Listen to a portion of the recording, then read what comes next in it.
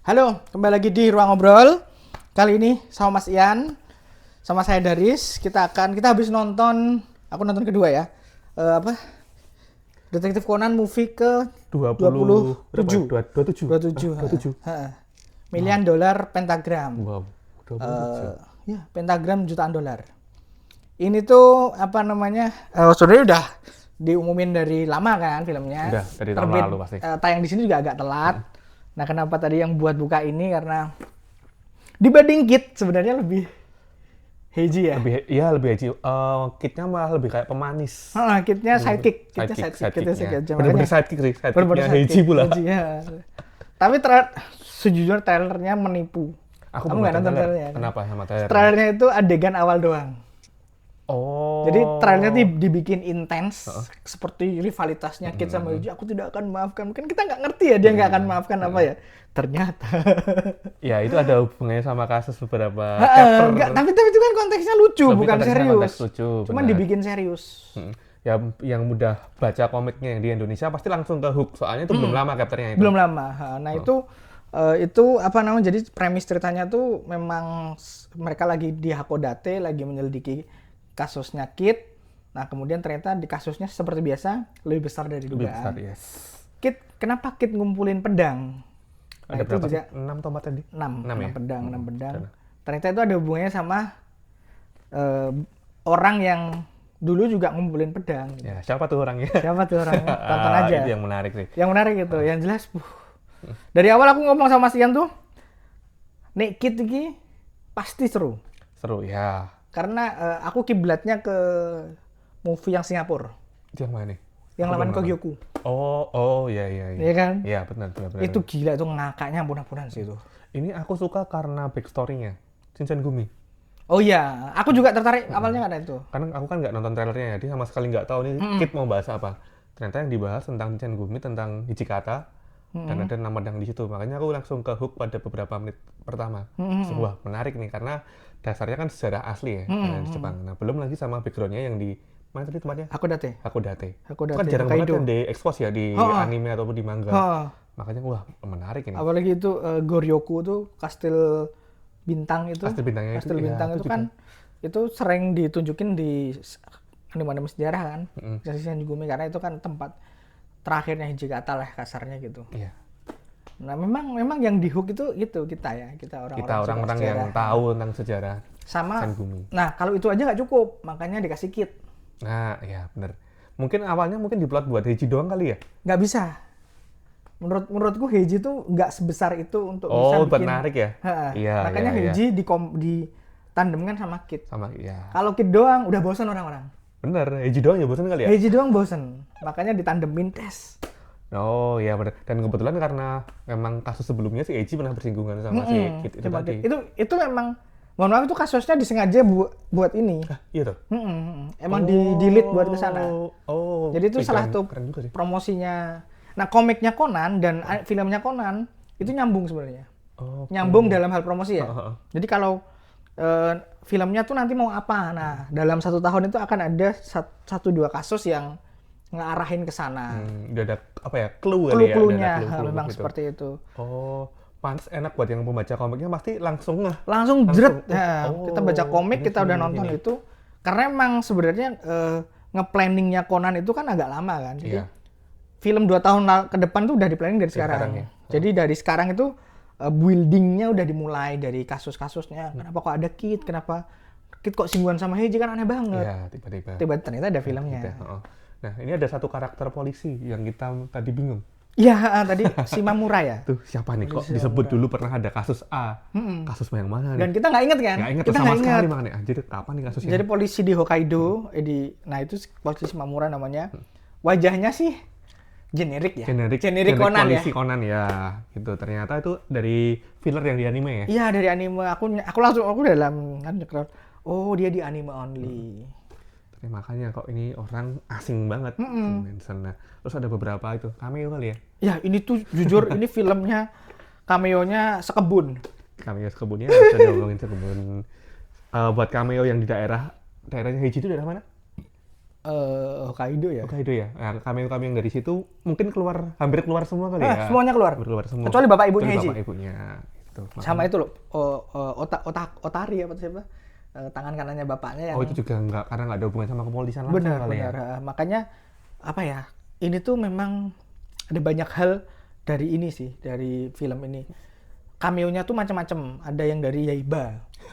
Dari Yaiba itu yang paling penting menurutku. Karena kita jadi tahu suaranya Onimaru kayak gimana. Oh disebutin malah. Oh iya. tapi Mas, pas aku nonton pertama itu yang teriak itu cuma aku di satu bioskop itu. Oh iya karena yang notice ya. Iya anjir Onimaru. Yang lain tuh Sopo lagi. Bukan bermaksud gimana ya, tapi memang ternyata emang aku baca Conan tuh sepertinya nggak semua baca Yaiba. Nggak semua, ya bener. Terutama di Indonesia ya. Aku waktu dia notice soal pedang dan ada simbolnya segitiga langsung lah Yaiba ini. Iya memang. Beneran. Ini juga, ini tuh kayaknya memang disiapin buat bukan prolog Yaiba ya, tapi ini di spill tipis-tipis. Fan service kali. Fan service buat yang kan Yaiba mau di remake kan, makanya ini tuh ada fan service tipis-tipisnya. Nah, kasusnya sendiri biasa aja. Kasusnya tuh nggak seseru itu gitu. Ya. Kasusnya nggak seseru itu. Itu menurutku harus fokus sih, karena kebanyakan cuma nyebut nama, nggak ada scene-nya. Iya. Nah, jadi kalau misalnya hilang fokus beberapa menit bakal hilang. Benar. Kasusnya nggak seseru itu dan cukup ketebak. Iyalah, ketebak. Langsung ketebak sebenarnya dari. Karakter mencurigakan udah dari awal tuh udah tahu. Apalagi mencurigakan. Kalau aku termasuk penonton veteran anime ya. Aku hafal seiyu siapa. Jadi ketika ini seiyunya gede, ini nggak mungkin. Nggak mungkin cuma lewat. Nggak mungkin cuma lewat itu. Ini seiyu gede nggak mungkin cuma lewat itu. Siapa bapaknya Shinichi atau bapaknya yang? Bukan itu yang apa namanya pemain pedang itu. Nah itu anjir. Siapa sih aku lupa itu. Sao. Kirito. Anjir Kirito gitu. Yoshitsugu namanya. Itu kalau dari karakter sebenarnya sayang sih nggak muncul di seri ya. Iya, karakternya kuat sekali, ada karakternya kuat sekali. Kasusnya tuh ada 2 lapis kasus. Jadi yang menarik itu nanti twistnya ada 2 kali. Itu oke, kami nggak akan spoiler ya itu ya. Twistnya bukannya di after credit ya? itu bukan, itu nggak ada hubungan sama kasus. Tapi twist kasusnya ada 2 kali. Nah, soal kasus tuh kita nggak begitu gimana ya nggak. Ya, tapi apa ya, kasus emang Conan pada umum belajar kasus Conan tuh nggak yang gimana, nggak yang bagus-bagus banget sih. Kita udah pernah ngomongin ini. Kasusnya ya generik. Yang bagus dari Conan tuh kan twistnya ya. Sama karakternya.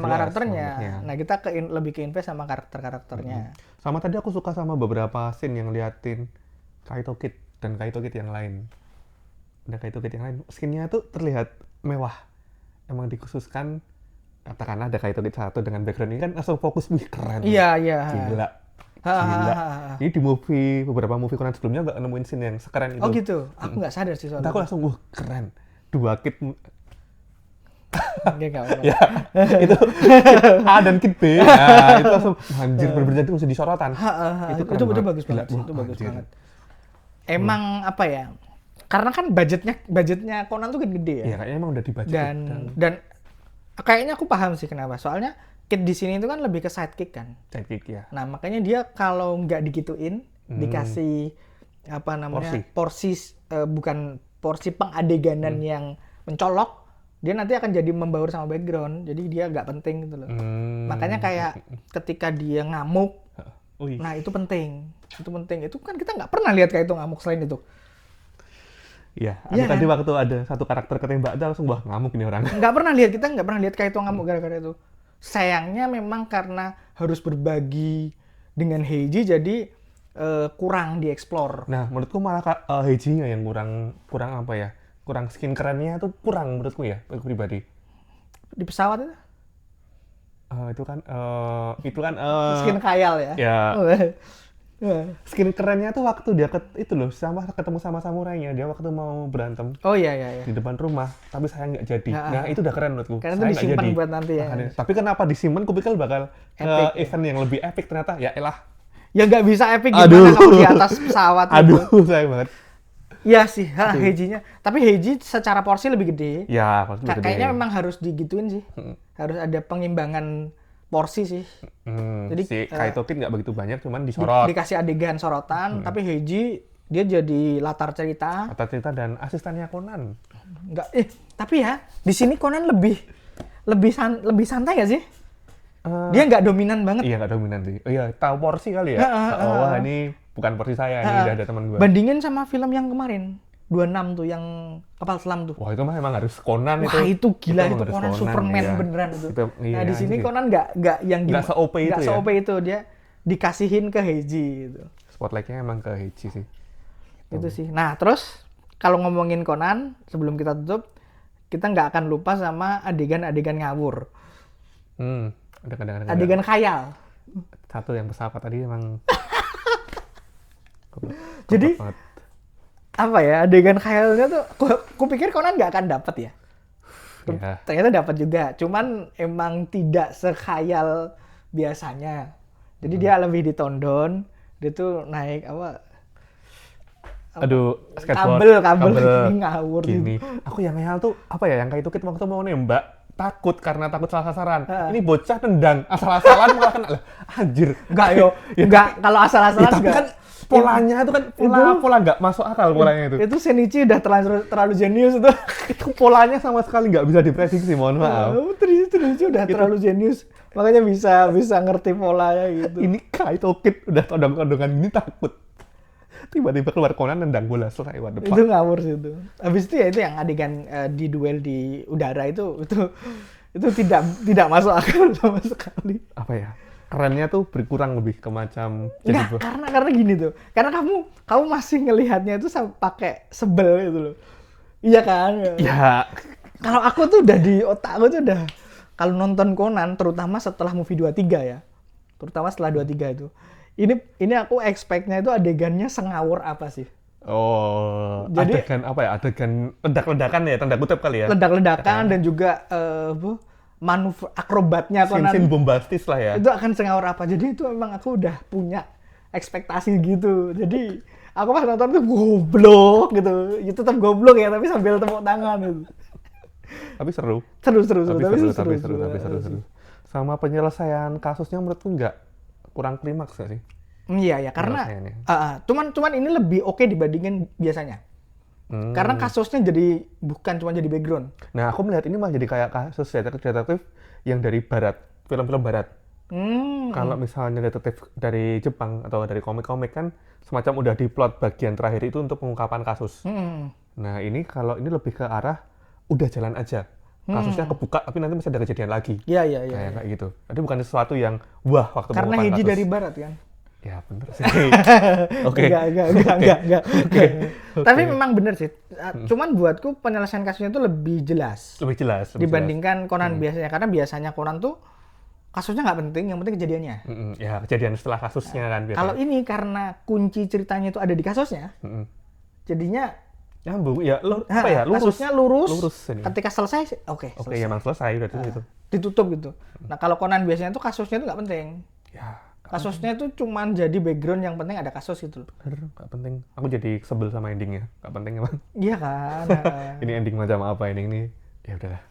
Biasanya film Korea kayak gitu. Kita kalau yang ini walaupun kasusnya generik ya, tapi penyelesaian kasusnya itu lebih mendingan dibandingkan film-film biasanya. Aku lebih suka waktu Kaito Kid nyamar dan berinteraksi dengan normal dengan Heiji dan Conan. Ya, karena yang kita cari itu. Ini di komik jarang sekali. Karena yang kita cari itu sebagaimana di film 26 kita dapat adegan romantisnya Conan sama Ai. Ini masih mau dibahas. Enggak. Maksudku di film itu kita dapat hal-hal seperti itu loh yang nggak ada di komik. Yang ada di komik yang 26 tapi emang bagus banget. Film itu waktunya explore gitu. Ya, tapi yang ngomong-ngomong 26 bagus banget. Iya, emang 26 bagus banget sih. Nah, terus kalau aku sendiri Mas Ian itu skin stealer-nya buatku tuh Momiji. Oh, malah Momiji waktu apa? Setiap dia keluar deh, itu langsung cedot gitu. Oke, mencolok banget ya. Mencolok banget. Berarti sebenarnya adegannya berulang loh, maksudnya sama. Benar, sama. Cuma interaksi sama siapa pengawalnya? Iori. Sama Iori. Maksudnya ya bakal kayak gitu, cuman emang menarik sih. Dia digunakan buat promosi wisata. Iya, ke tempat-tempat A, ke tempat B, ke tempat C. Dan itu tuh jenius karena Momiji itu udah kayanya nggak masuk akal. $1 miliar cuma dikit. Dan dia memang orangnya otaknya nggak beres. Iya, nggak beres. Dia apa yang dia lakukan itu masuk akal. Tapi pinter. Pintar. Apa yang dilakukan itu dia bisa belok ke sini terus makanya itu skin stealer. Adegannya itu kayak nggak nyambung. Tapi karena yang ngelakuin ini Momiji jadi iya, jadi kita mewajarkan. Sama kayak Sonoko kalau lagi goblok gitu. Iya. Sama kan levelnya. Oh iya, satu lagi. Pinternya kenapa Sonoko nggak dikasih ke sini? Karena udah ada Sonoko yang dulu. Yang filmnya Sonoko. Oh, yang kemarin. Jadi biar nggak berbagi spotlight. Pinter itu. Jos sutradaranya. Betul, dan yang jelas ini apa namanya? Detektif ciliknya juga nggak terlalu diekspos. Nggak terlalu diekspos. Oke sih. Karena udah terlalu sering nggak sih? Porsi pembagian karakternya oke banget. Tapi ya harus selalu ada sih Lah, wong itu loh. Kan ada collectible tiket tuh. Oh iya. Ada Oh iya tuh. Ada. Bentar. Lah anjir ada. Oh. Jadi emang beberapa film itu emang ada collectible-nya ya? Ada ada. Dia cuma keluar berapa menit di film. Anjir. Itu emang ya dia karakter paling disukai sih di Detektif Conan. Ini, ada ini. Padahal munculnya berapa menit dia? Iya berapa menit doang. Ada, aku kaget itu. Pas beli, ini mesti muncul lagi. Ke spoiler duluan. Apalagi? Oke, Enough ya. Soal itu, spoilernya itu nanti kita bahas di satu konten sendiri kali ya. Kali ya. Dan ini menegaskan kalau mungkin dunianya Majika Ito sama dunia Conan tuh dua dunia yang berbeda. Kenapa nih? Wah, jadi bahas nih. Ya karena ada adegan-adegan yang ternyata itu gitu. Nanti kita bahas di konten terpisah sih kayaknya. Mungkin waktu ada Kaito Kid kali ya, volume 5 kali. Semoga Kaito Kid rilis lah volume 5. Haruslah. Di Indonesia. Semoga terbit ulang dulu ya. Iya, haruslah ya. Premium nggak apa-apa lah. Oh, memang harus premium. Punya aku udah jelek soalnya. Oke, apa lagi? Aman. Itu dulu bahasan kita soal Detektif Conan The $1 Million Pentagram. Sampai ketemu di review kita soal Conan lainnya. Thank you. Berapa menit? Kita 2 banget ya.